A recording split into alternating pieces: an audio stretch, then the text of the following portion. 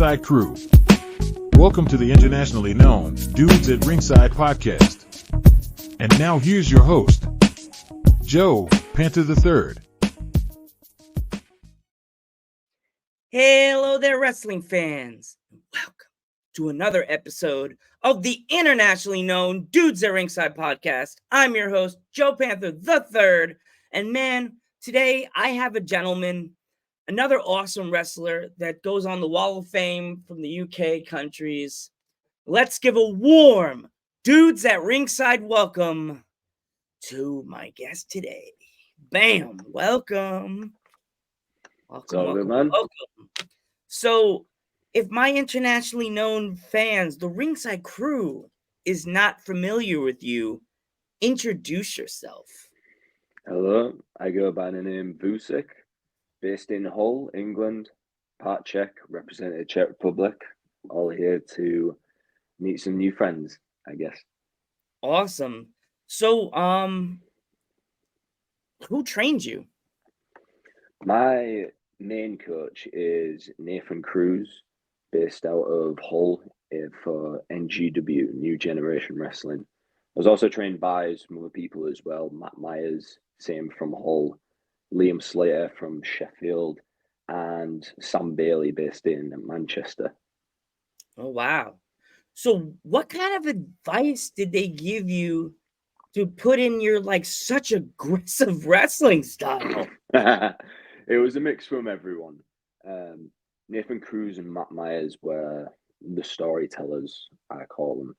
They're the guys that allowed me to understand the smallest of details when it comes down to professional wrestling, storytelling, making everything make sense.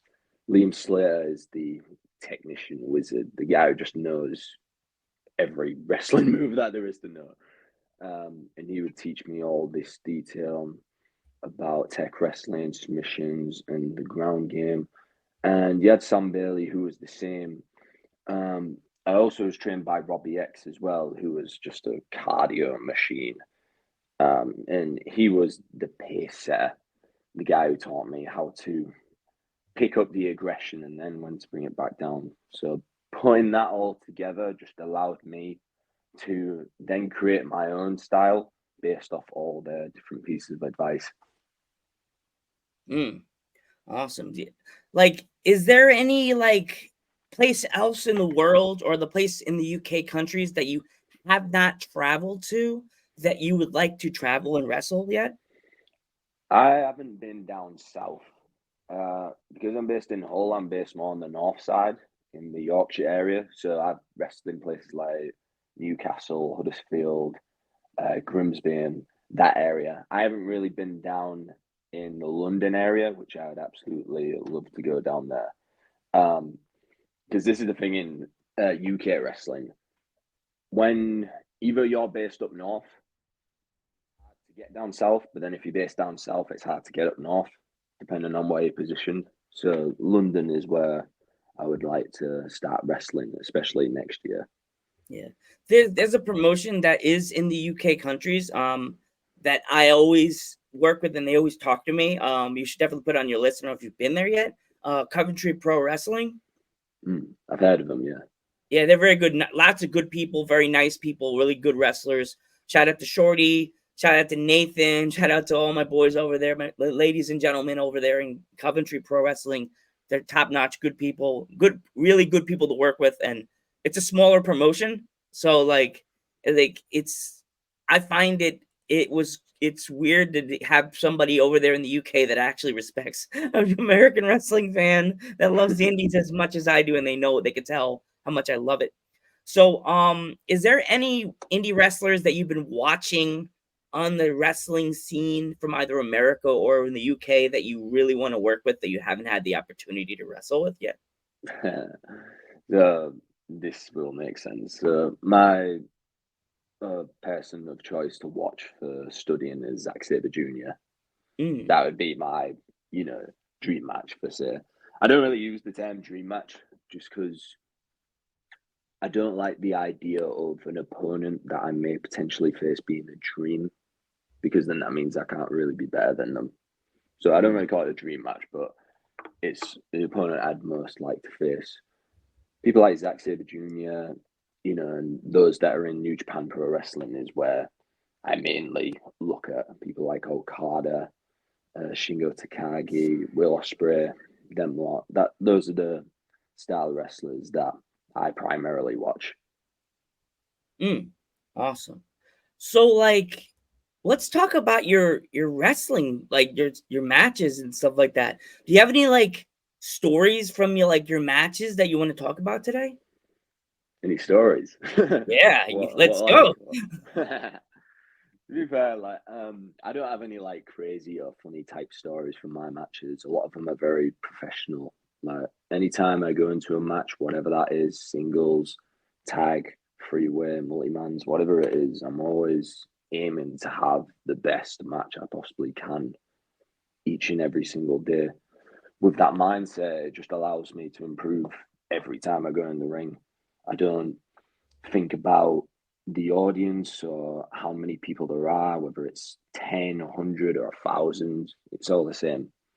Whatever the audience capacity is, I'll always put out the same quality of performance for that audience, regardless. A few weeks ago, I was in front of an audience of, I think, maybe 30 people.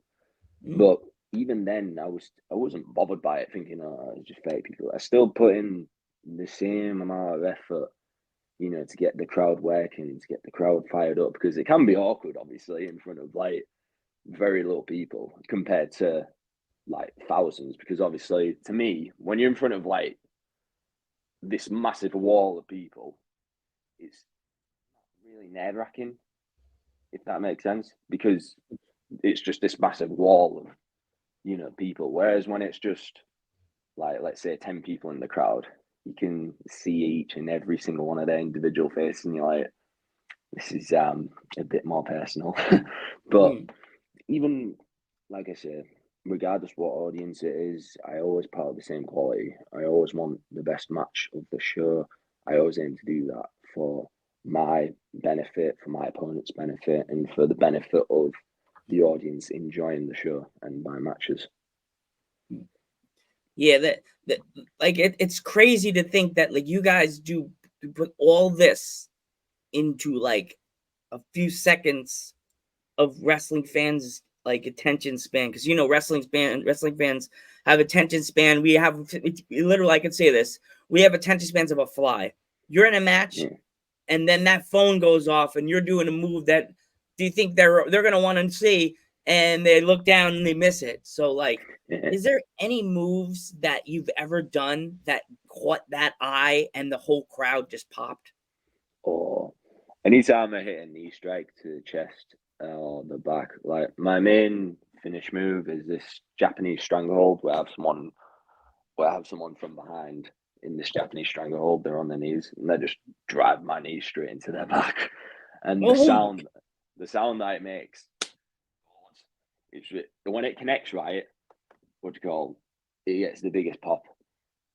Even though I'm a heel, I'm a bad guy, people tend to like me, cheer for me, because they respect my style of wrestling, or they respect my quality. So even though I'm the bad guy, and they're like, boo, you suck, but yeah, I like you though, you're good, you know what I mean, type thing. So it's like, it is funny in that way.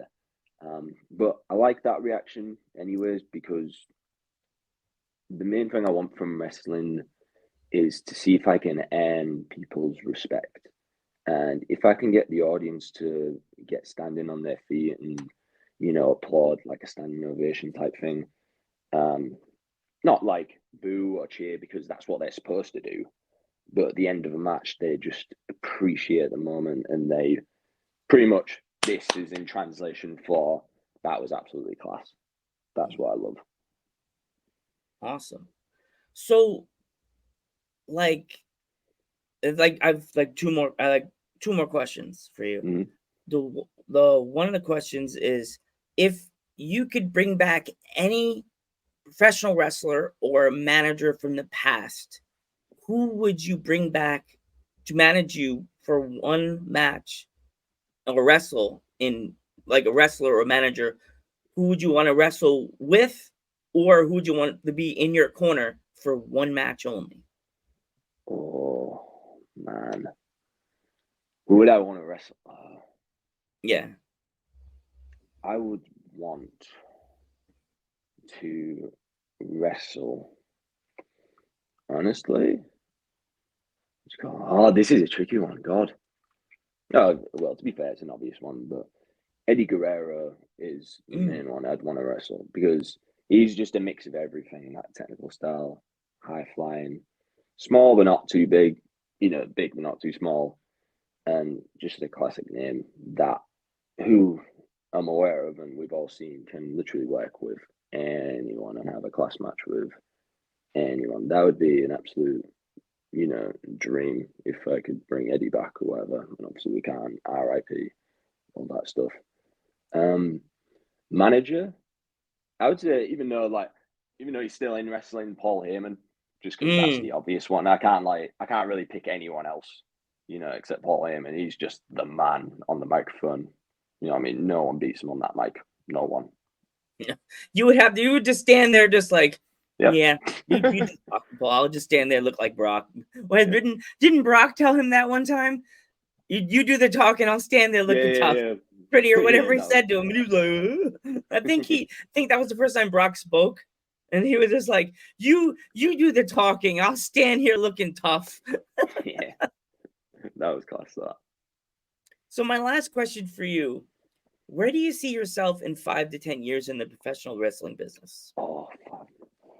I mean, in 5 to 10 years, I hope to be signed at some point.